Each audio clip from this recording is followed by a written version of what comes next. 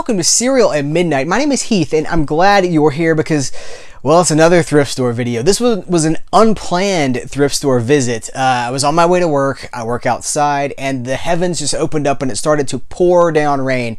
So I was like, where can I go get out of the rain and just kind of wait this thing out? And the thrift store was right there. This is a thrift store that's kind of far from me. I do not go to this one very often. It's been months since I've been there the last time, and I don't think I normally have much luck there. But today was different because I got a ton of stuff.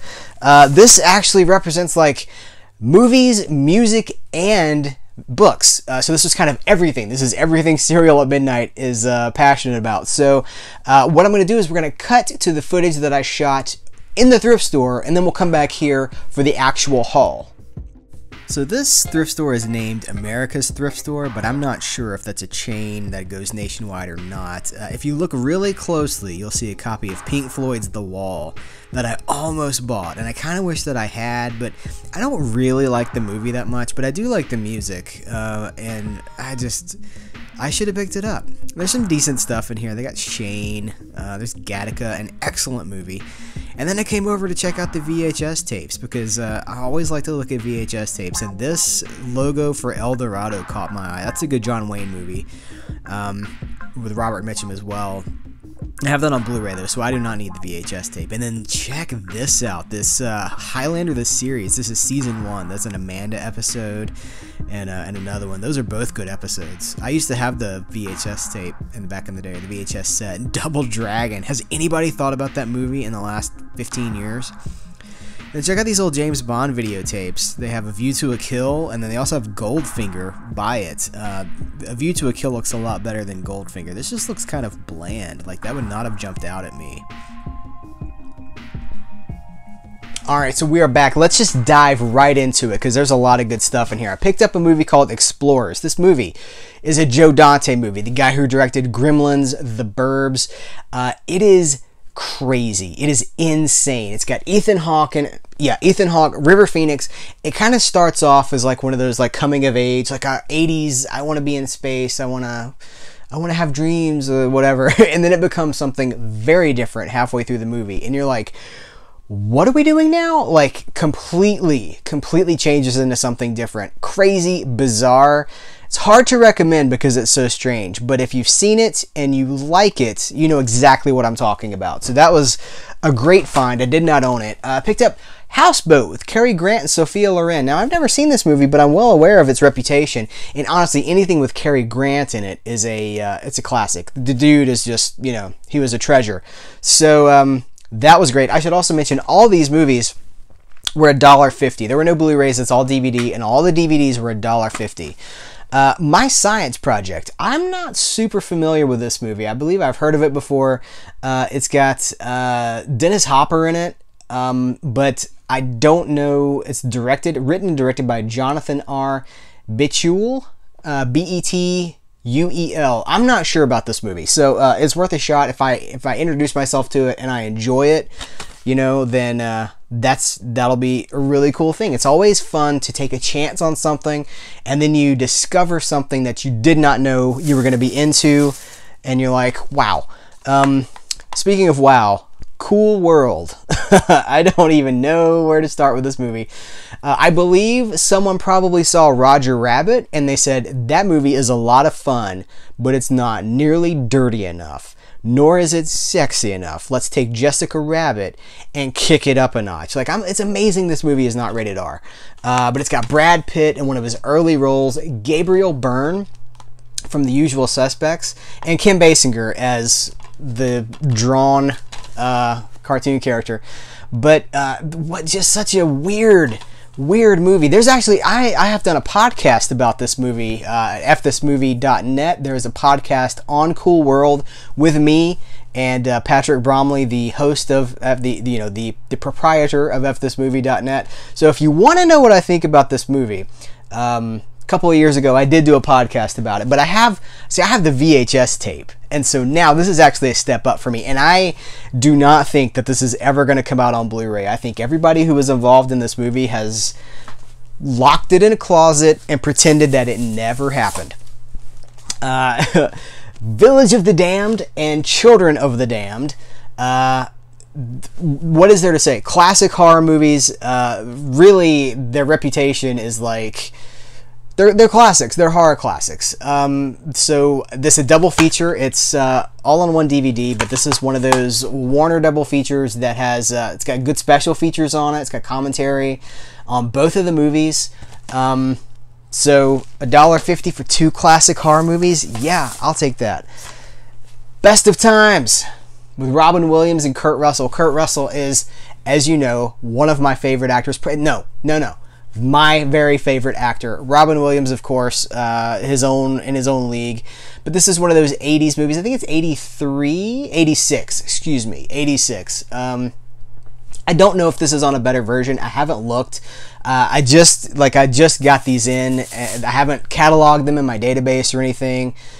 So I'm not sure if this is on a better version, but for $1.50, I will add some Kurt Russell to my collection that I didn't already have. I think this is the last movie. This is the last movie. Going South, Jack Nicholson. Kind of a funny Western. It's got, who do we have in here? We got Mary Steenburgen, Christopher Lloyd, John Belushi. Here, I'll see if the back will show up without getting completely washed out. But, so Mary Steenburgen and John Belushi. There's Belushi right there. One of the Blues Brothers, but Jack Nicholson. Like, look at the expression on this guy's face. Like, it's that Jack Nicholson. Not just Jack Nicholson. That Jack Nicholson. So, again, this is another one. I'm not sure if it's on a Blu-ray, but when I see deep catalog titles like this at a thrift store, I just grab them automatically. Because that's where I'm at. Like, that's where my heart is right now. Is of the deep catalog stuff. The deep cuts. The stuff that studios put out and then just have kind of been forgotten about. Like, this, the fun of capturing, like, discovering something like that. That's one of the things that I love about thrift stores.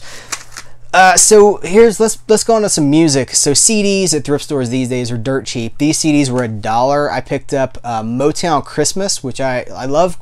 Who doesn't love Christmas music, right? But I specifically love like 60s and 70s Motown Christmas music. So there's good stuff on here. It's got Santa Claus is Coming to Town by the Jackson 5, Little Michael.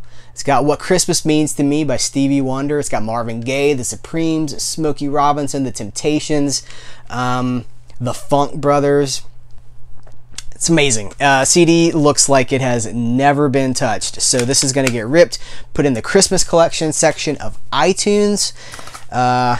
This can be fun. And then Silversun Pickups. I believe this is their first album. My wife is a huge Silversun Pickups fan. I like them. I don't actively listen to them on my own, but when we're together and we're in the car or whatever, she'll throw on Silversun Pickups, and I always like them. We saw them live. They came to one of our local clubs about a year ago.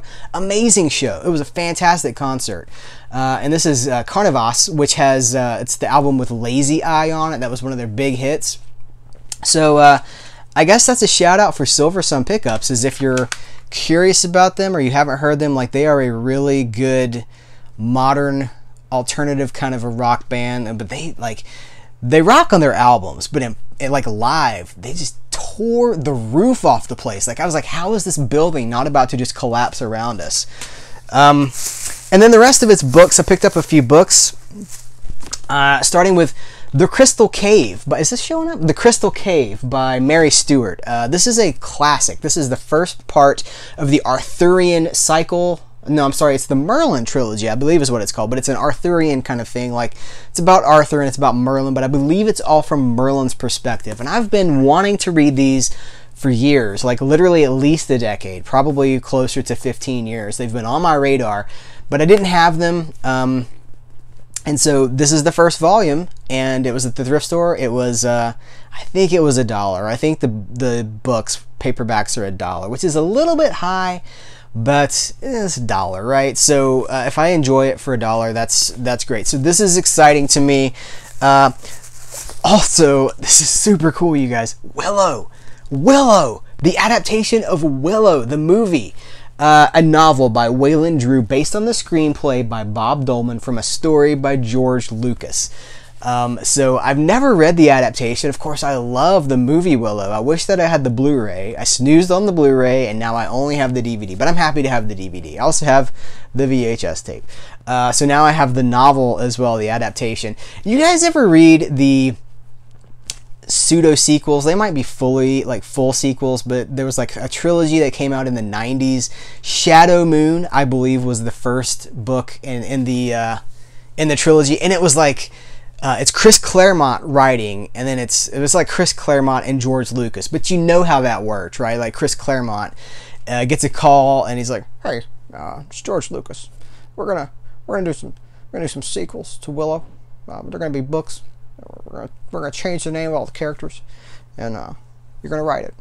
Just, some stuff happens. Just make it up and run it by me, and we'll see how it goes. But you're writing it, pal."